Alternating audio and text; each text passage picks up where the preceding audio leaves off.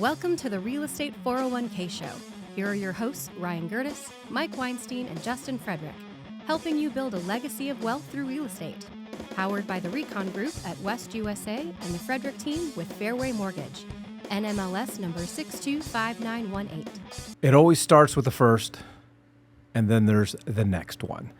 You know, as far as real estate, the biggest decision that you can make, and the very, very first thing that you have to do to creating wealth in real estate is to buy your first home. I remember my first home, I think it was 1998, and I paid like $87,500, 13th fairway, Western Skies Golf Course in Gilbert. Yes, I wish I still owned that home. And I remember, I was like, I had no idea. Like I'm thinking to myself, there's no way that I am ever going to be able to afford a home. There's no way I'm even mature enough to consider myself a homeowner. And I remember that first night, they handed me the keys, and I basically got used furniture from a friend of mine. So the furniture definitely did not match the newness of the home. And it was so bad. It was like an insult to this home. But I remember I was laying awake at night thinking to myself, the SWAT team is going to bang down this door and physically remove me from my house because I thought there's no way that I should own a home. First home I bought, man, I was actually showing these. It was a new home subdivision, and I was showing these homes to a client of mine, and I was just standing there like, all right, well, our lease is coming up for renewal, and I was like 21 years old at the time, 2001, 2002, somewhere right around there, and it was just like, okay, I need to just do it. And it was the same thing we did. Were you married? Yeah, we had. Well, Okay. no, we were engaged. We hadn't Okay. got married yet, but it was on the horizon. And so I was just like, all right, so, you know, our rent is, you know, I think it was like $900 a month or $1,000 a month, and I'm like, all right, you know, what do I got to do to buy in here? Oh, you know, well, our smallest model is $97,000, and I'm just like, okay, what is my monthly payment? All right, it'll be $650 a month, and you know, the interest, you know, and 0% down, and interest was like at 4 or 5% at the time, and I was just like, God, I'm a moron. So we signed and did the same dang thing. We had like, you know, goodwill, and you know, my wife's mom was out, you know, looking at all this used furniture, and before you know it, all the rooms were filled up, and it was a little, yeah, like almost not even 1,200 square foot, 3-bedroom, 2-bath, and you know, I wish I had my wits about me because, you know, a few years later, 2004, something like that. I mean, we like I said, we bought it for like $97,500, sold it for $235, $240 or something. Not like a bad ROI, man. No, not bad at all. But I mean, that's not even a car payment now. No. And if I were to rent that thing out, I'd be getting about $1,500 a month. Yeah, you know, you know, my wife is 5'9", so she's tall, and 5'9", 5'10", and when I started dating her, she was still in college, and she just had two prerequisites for any guy that she would go out with. Number one, they had to have a driver's license, right? Okay. Number two, the guy had to be taller than Yep. her. So I had, at 27, 28 years old, I had a driver's license, and I was taller than her. But dude, And and she was probably hanging out with a bunch of short people. That's the only reason. living in dorms, right? And now all of a sudden, Mikey shows up, and I own a house. She didn't stand a Ooh, chance. Michael got his own house. So, as I started out, it starts with the first. You have to start with the first home.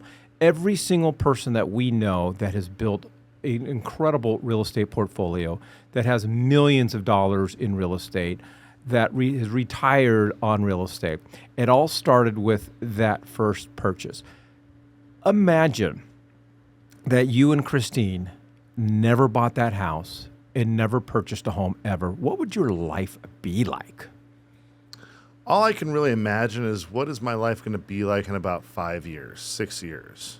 And the reason I say that is because, like I told you, that first house we sold, And so all I can really, the only way I can really answer that is to kind of tell you about when my investing journey began, because that's when the real learning starts. Well, that's going to be the second question. Okay. All Because right. if you didn't buy the first one, Okay. your investment journey would never have started.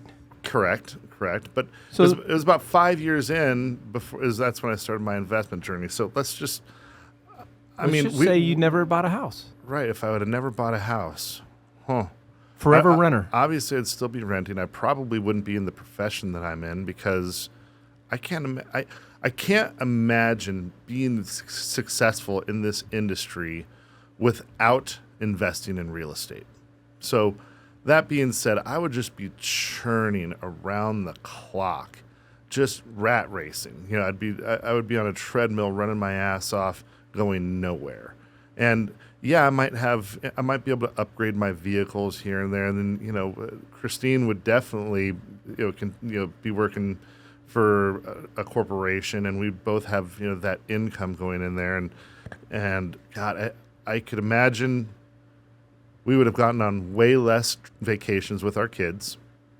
I would have seen, I wouldn't have been able to go to many of their games, nor my wife. We probably, now, I love to cook, but we also love to go out, Right. right? We wouldn't have had nearly as many of those experiences going out to fine dining and just kind of doing those experiences. And it's not because I'm bougie; it's because I'm bougie. I like experiencing other chefs' cuisine, right? And so I do get a lot of inspiration from that, and then I bring it home. And so all those things, like the hobbies that bring me joy and the quote unquote work-life balance, just wouldn't have existed. Now, that isn't to say that I just do whatever I want whenever I want, because I don't, right? I didn't get in this business to write my own calendar or be on my own schedule. I got into this business because I wanted something that not only could we build, but that I could pass on to my kids, and that could create generational wealth. I mean, you know my story. It was my uncle. That was my inspiration. Just kind of watching him versus watching, a lot of different people out there that were working 1, 2, sometimes 3 jobs just to make ends meet, and that wasn't for me. Well, we want to help you get out of the rat race. We want to help you get out of the rental life. And if you'd like to explore those options, we'd like to get you a free copy of our book. It's called Your Personal Guide to Buying a Home. It's an actual physical book. All you got to do is text the word book to 623-AZ-RECON. That's book to 623-AZ-RECON. You don't need to respond. As a matter of fact, I don't want you to respond. But had you never bought a house, I envision you and Christine living with your mom. Okay, so I'm trying to keep you out of trouble, pal. I love you, Mom. but Think about it. If I never bought a house, I'm not sure when I would have ever made that transition from apartment renting into renting a home. Mm-hmm. I would every single year. This is one of the greatest enjoyments of owning your home, having a fixed interest rate, interest rate on your mortgage payment every year, like hundreds of thousands of people here. Every year, I would be worried about, how much? I know my landlord's likely to increase my rent. How much are they going to increase my rent? Like so many people found over the last couple of years, the rent increase was far more than what they could afford. I'd be looking at a life of possibly moving every 12 to 36 months. Mm-hmm. I would have to look my kids in the eyes and just say, hey, you know what? We're forever renters.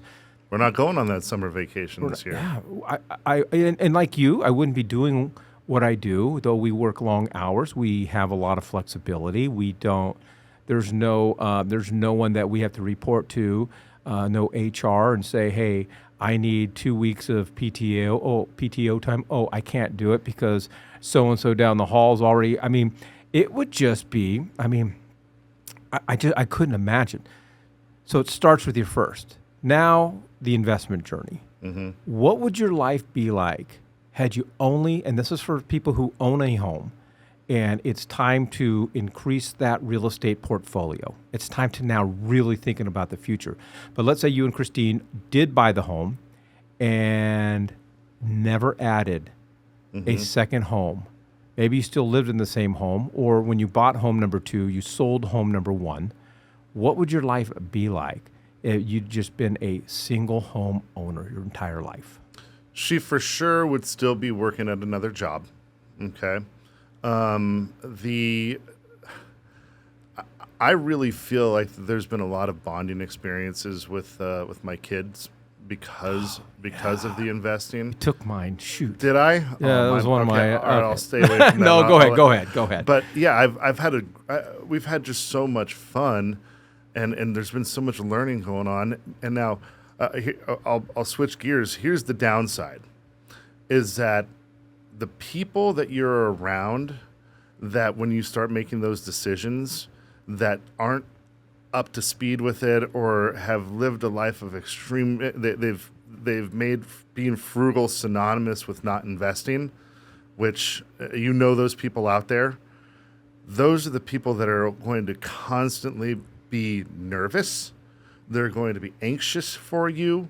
They're going to be concerned about you all the time, and they can definitely make it difficult for you to make smarter, better decisions in order to invest. So, that being said, there's been some tension with some people that I still obviously truly care about, but the revelations and the education that have come along with that have made me better for it, and I think have made them better for it too. Because I remember one time when this is kind of pretty early on in our investing journey. Christine, she had some coworkers over at the house because I think the AC went out at their office or something like that. They're like, well, the show must go on. She said, well, we have a big, huge dining table, seats 10 people. Let's just our team go over there. And it just so happened that I had a signing that day for an investment property that we were buying. And so everyone's over there sitting at the table. The mobile notary shows up at our doorstep. I'm working in our office. Notary says, all right, well, where do you all want to sit? And I was like, let's just come to my office so we can kind of leave them alone. Christine slips out, and she says, I have to sign some documents. I'll be right back. She goes in, signs the documents with me, goes back to work, and everyone's just kind of sitting there like, what did you just do? She said, well, we just bought a house. We just bought another house. And they're like, where is it? What is it? What does it look like? And she's like, I have no idea. I think it's over by these crossroads. And they're like, you mean that you just, signed off on a couple $100,000? You've never even seen the home. You don't know what it looks like, any of that. She's just like, well, no, because it's not a home to us. It's a bank account. When is the last time you walked up to the teller and said, hey, I have $10,000 in my bank account. Would you please pull it all out of my account, fan it out so that I can touch it, smell it, and just look at it? And then whenever I'm done, you can put it back into my account. No, you never do that, right?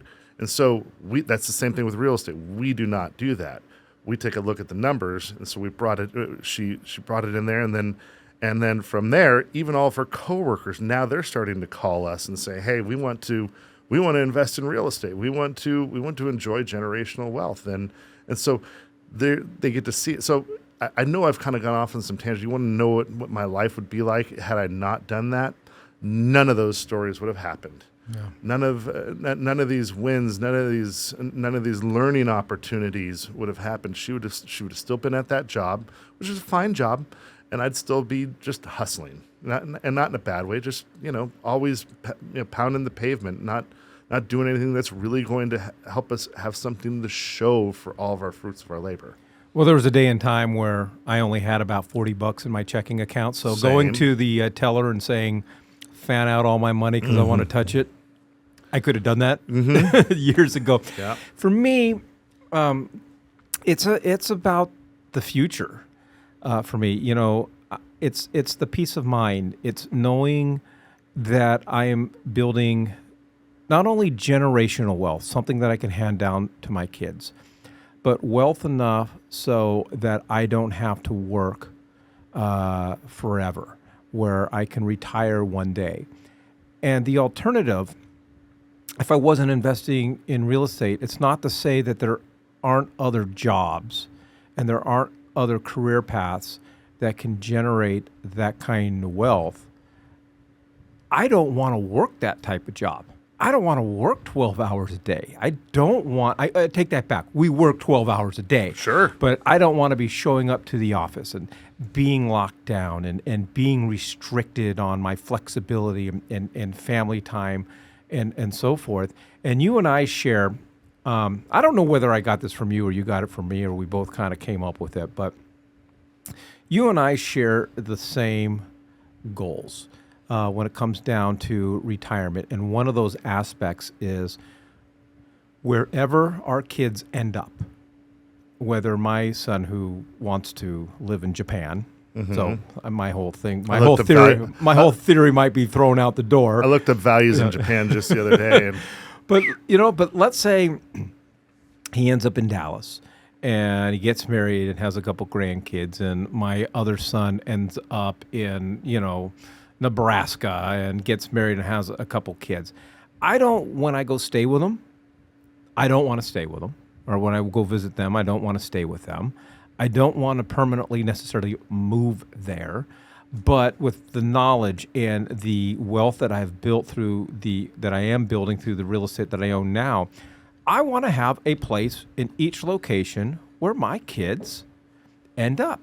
I would love to, if one of my kids ends up in Dallas, I'd love to buy a condo down there and buy an appreciating asset. Maybe turn it into an Airbnb. And when I go to visit him for 6 weeks, I got a place to stay. And the same thing in Nebraska and so forth. It's given me a career choice that allows me the flexibility to build wealth as opposed to another career choice where I would feel like I am in some sort of labor camp. Text the word book to 623-AZ-RECON. all right. If any of this is resonating with you and you want to explore home ownership, or more importantly, you want to explore adding to your real estate portfolio, we want you to text the word book to 623-AZ-RECON. All right. Thank you for joining us on the Real Estate 401k Show. If you want more information on how to build wealth, click on the link or text us at 623-297-3266. That's 623-AZ-RECON.